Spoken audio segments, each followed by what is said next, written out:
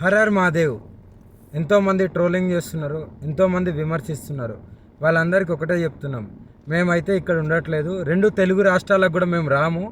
మేము ఉత్తరాఖండ్ వెళ్ళిపోతున్నాం, కేదార్నాథ్. జీవితాంతం అటే ఉంటాం. కేదార్నాథ్కి వెళ్ళి కేదార్నాథ్ నుండి ఇంకా పైకి వెళ్ళిపోయి అక్కడనే ఉండిపోతాం. మా ఇద్దరి జీవితాలు మేము గడుపుతున్నాం.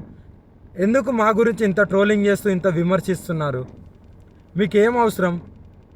మా బతుకులు మేము బతుకుతున్నాం కదా, మా జీవితాన్ని మమ్మల్ని బతకనివ్వండి. ప్లస్ అదే కాక వర్షిని ఈరోజు బలిస్తుంది, అలాగే వర్షిని అగోరి దగ్గర లేదు, ఇలాంటి కంప్లైంట్స్ పెట్టుకోవడం మానేయండి. నేను ఈమె దగ్గరే ఉన్నాను, సేఫ్గా ఉన్నాను, చాలా హ్యాపీగా ఉన్నాం మేము.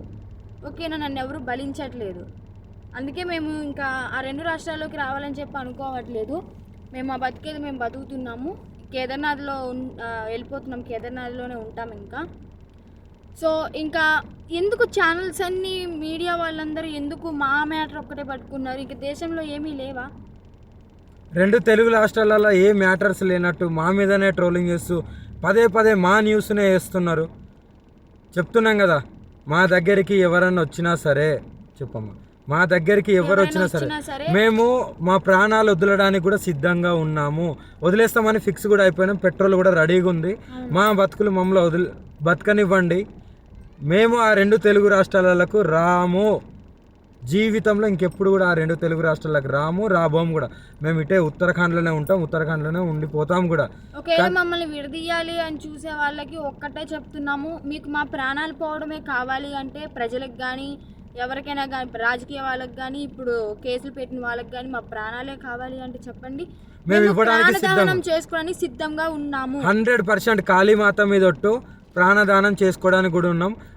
ఇప్పుడు మేము ఎప్పుడైతే మరణిస్తామో పెట్రోల్ పోసుకొని ఈ కార్తో సహా పోతాం కదా, అప్పుడు కూడా మళ్ళీ విమర్శించండి, అప్పుడు కూడా ట్రోలింగ్ చేసుకోండి. 2 ప్రాణాలు పోవడానికి, ప్రత్యేకంగా 2 ప్రాణాలు పోవడానికి ఎవరైతే ట్రోలింగ్ చేస్తున్నారో, ఎవరైతే విమర్శిస్తున్నారో, ఎవరైతే కేసులు పెడుతున్నారో, ఎవరైతే వ్యతిరేకంగా చూస్తున్నారో వాళ్ళందరికీ చెప్తున్నాము. దొంగ కేసులు పెట్టిన వాళ్ళకి కూడా చెప్తున్నాము, 2 ప్రాణాలు పోవడానికి మీరే కారణం.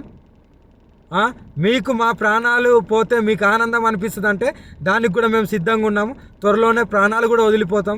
ఎవరైనా మమ్మల్ని పట్టుకోవడానికి వచ్చినా, మా దగ్గరికి వచ్చినా సరే మా ప్రాణాలు వదలడానికి సిద్ధం. అలాగే అసత్య వాక్యాలు చేసే వాళ్ళు కూడా చెప్తున్నాము, ఇది ఆపితే బాగుంటుంది. ట్రోలింగ్స్ కూడా ఆపితే బాగుంటుంది. నేను ఈమె దగ్గర సేఫ్గా ఉన్నాను, మా బతుకు మమ్మల్ని బతకనివ్వండి. మేము బతుకుతున్నాం కదా, మేము మీ రాష్ట్రాలలో కూడా రాము కదా, ఎందుకు మమ్మల్ని బతకనియట్లేదు మీరు? 2 ప్రాణాలు కోల్పోతున్నారు, చూసుకోండి, జాగ్రత్త. రేపటి రోజున మీ ఇంట్లో వాళ్ళు కూడా ఉంటారు. మీడియాలో ఇంకా ఘోరంగా మా గురించి ఏదైనా వస్తే మేము ప్రాణదహనం అయితే చేసేస్తాము.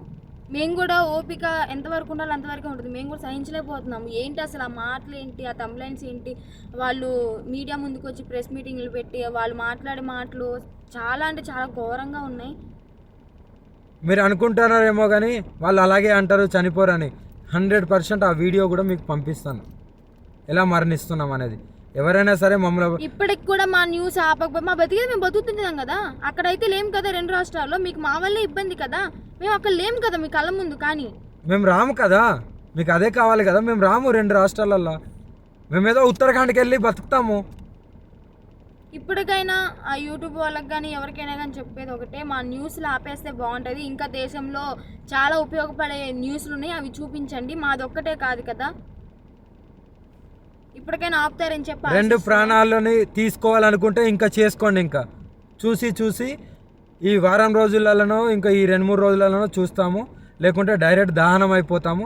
అప్పుడు మీరందరూ ఆనందించండి, మీరందరూ ఆనందంగా ఉండండి. మా ప్రాణాలు పోయిన తర్వాత మీరందరూ కలిసి ఆనందంగా విందు భోజనం చేసుకోండి. ఇంకా మోకిరాబాద్లో కేసు అంటారా, ఆమె పెట్టింది చెల్లదు. ఆ జడ్జి ఎవరైతే డబ్బులు వేశారో ఆయన వచ్చి కేసు పెడితేనే చెల్లుతుంది. ఇంకా మొదటి భార్య అంటారా, అది టోటలీ ఫేక్ అని చెప్పి మీకు కూడా అర్థమైపోయి ఉండాలి. అర్థమై ఉంటుందేమో అనుకుంటున్నాము. అది టోటలీ ఫేక్, 100% ఫేక్. రుజువులు లేనిదే ఆమె ఎందుకు మీడియా ముందుకు వచ్చి మాట్లాడుతుంది? అందుకే చెప్తున్నాం, మమ్మల్ని మాలాగా బతకనివ్వండి. మేము చాలా బాగున్నాము, ఆనందంగా ఉన్నాం, కలిసిమెలిసి ఉన్నాం. మా వల్ల మీకు ఎలాంటివి రాదు. మేము ఆ 2 తెలుగు రాష్ట్రాల్లో కూడా రాబోము. మాకు అవసరం లేదు కూడా. మేము ఇక్కడనే